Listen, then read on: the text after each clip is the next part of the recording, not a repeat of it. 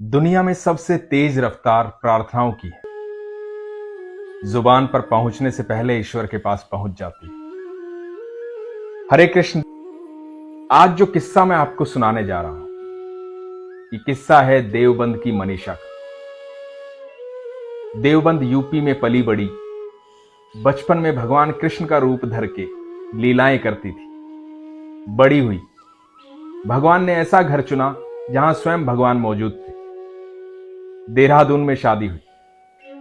देहरादून गई, उस घर में ठाकुर जी की पूजा पिछले 70 सालों से होती। 70 सालों से लड्डू गोपाल वहां पर है।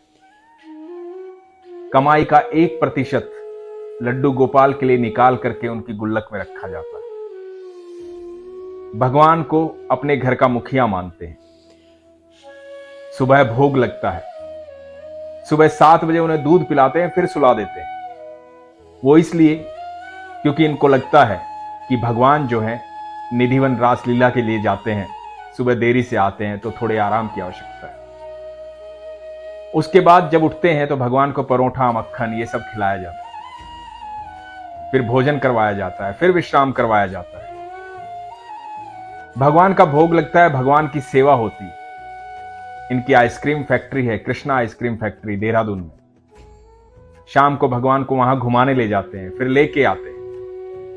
टीवी पे भगवान को भजन दिखाते हैं, उनको भजन सुनवाते हैं और पूरे दिन भगवान की सेवा में लीन रहते हैं। घर में किसी का जन्मदिन होता है तो जैसे परिवार का मुखिया पैसे देता है, उसी प्रकार इनकी गुल्लक से पैसे निकाल करके उस बच्चे के वस्त्र लाए जाते हैं। घर में कोई तीज त्योहार होता है तो जैसे सबके वस्त्र नए आते हैं, वैसे ही भगवान के भी वस्त्र नए आते हैं। घर में जो कुछ भी होता है वो भगवान से शेयर किया जाता है। सुबह जब कोई भी घर से बाहर जाता है तो भगवान को बताकर जाता है। जब घर में शाम को आता है तो आकर के भगवान को बताता है कि दिन कैसा रहा। लड्डू गोपाल इनके घर के मुखिया हैं। अत्यधिक प्रेम करते हैं। पिछले 70 सालों से यह प्रक्रिया चलती आ रही है। मनीषा जो है, जिनकी शादी इस घर में हुई, वो मनीषा गर्ग से मनीषा मित्तल बन गई। वो बताती कि उनके छोटे बेटे का नाम कृष्णा है। बेहद प्यार करती हैं वो भगवान से। कृष्णा जो है एक गायक हैं, गाना गाते हैं, भजन करते हैं। उनके कुछ यूट्यूब्स पे वीडियोस भी हैं, एल्बम्स भी गाई हैं उन्होंने। कृष्णा जो है बचपन से, जब से वो पैदा हुए हैं और जब चलने लगे, तब से उनके पड़ोस में एक मठ मंदिर है देहरादून में। तो उस मठ मंदिर में जब भी जन्माष्टमी होती है और दही हांडी होती है, तो दही हांडी के फंक्शन पे कृष्णा ही जाकर के दही हांडी फोड़ते हैं। तो ये जन्माष्टमी का दिन था। आज भी कृष्णा को पुजारी जी ने बुलाया था दही हांडी के लिए, भजन के लिए। मनीषा रसोई में काम कर रही थी और बेटा जो है वो मठ मंदिर में गया था। वहां से भजनों की आवाज आ रही थी। मनीषा अपने बेटे की आवाज सुन रही थी। करीबन आधे घंटे बाद प्रोग्राम था दही हांडी। आधा घंटा बीत गया, वहां प्रोग्राम शुरू होने वाला था। मनीषा अपने घर के काम में व्यस्त थी। अचानक मनीषा का दिल घबराया। इधर मनीषा का दिल घबराया, उधर बाहर से आवाजें आनी शुरू हुई। लोग मंदिर की तरफ भाग रहे थे। मनीषा घर से बाहर आई। मनीषा ने देखा कि क्या हुआ।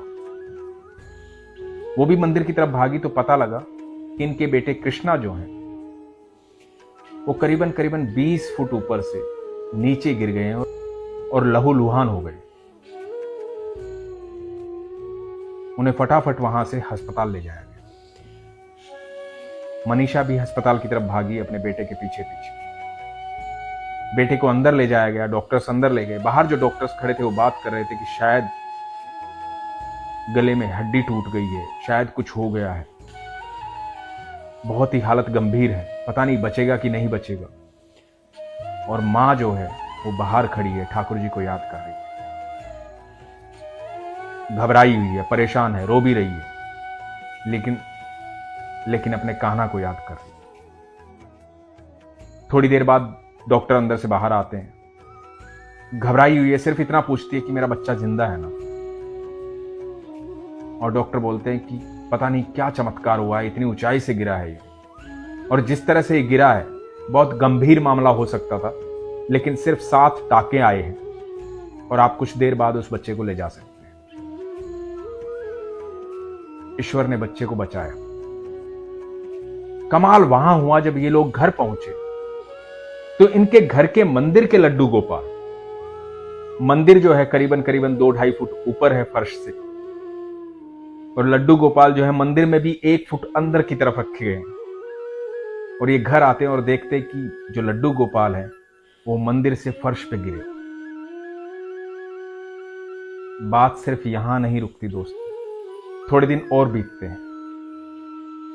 कृष्णा बाइक पर जा रहा है, एक्सीडेंट होता है, उसके सीने में चोट आती है। चोट ज्यादा गंभीर नहीं थी, लेकिन सीने पर निशान हो गया था।